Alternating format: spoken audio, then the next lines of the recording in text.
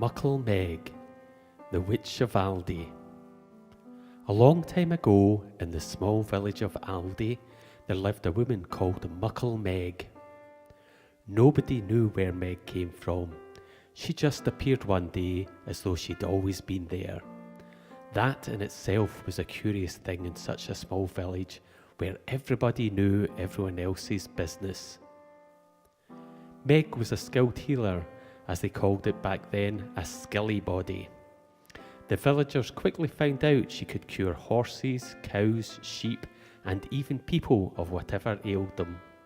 But even so, the women of the village viewed her with some suspicion.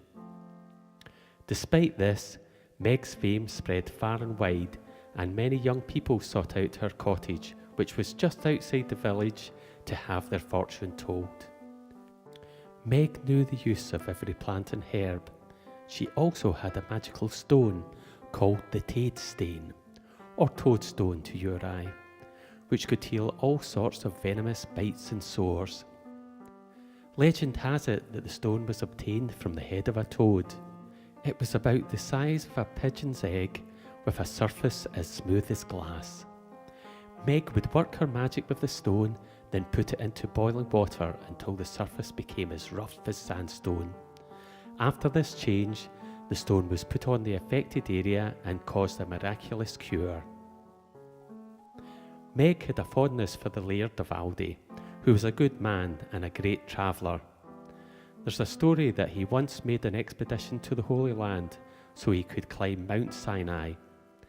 Meg is said to have went with him on that trip, but used her powers to stop him looking for the mountain, as she had a premonition it would not go well. The Laird woke up one morning to find writing on his arm. It said, "The Laird of Aldie you may be, but the top of Mount Sinai you'll never see." He took the warning seriously and abandoned the quest.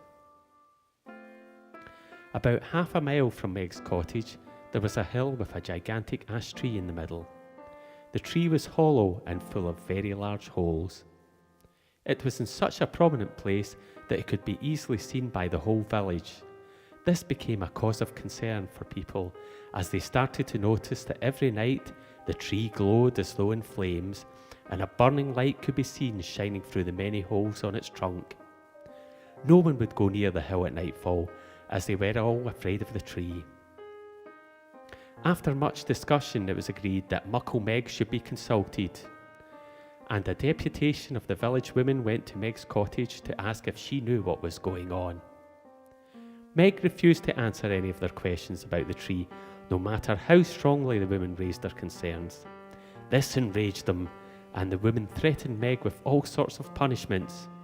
Undaunted, Meg said, "Ye dinna for your very lives lay a single finger upon me, for I'll gang o'er to Rome in a jiffy and get protection frae the Laird."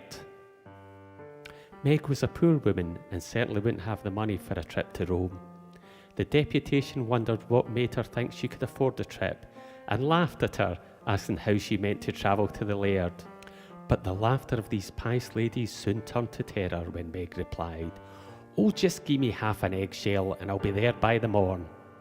The ladies fled Meg's house and the news sped through the village. "Meg Muckle be a witch!" By the evening, Meg's house was surrounded by a mob of angry villagers, but she was nowhere to be found. Days, weeks and months passed, and still Meg was missing. People started to think she had thought better of her words and ran away before getting into trouble. At the end of the year, everyone was surprised when Meg suddenly reappeared in the village. She had with her a paper signed by the Laird, or at least that's what tradition says. This put a stop to anyone bothering her with accusations, and life went back to normal in the village. Meg spent the rest of her life healing and helping folk, and when she passed away, she was buried in the local kirkyard.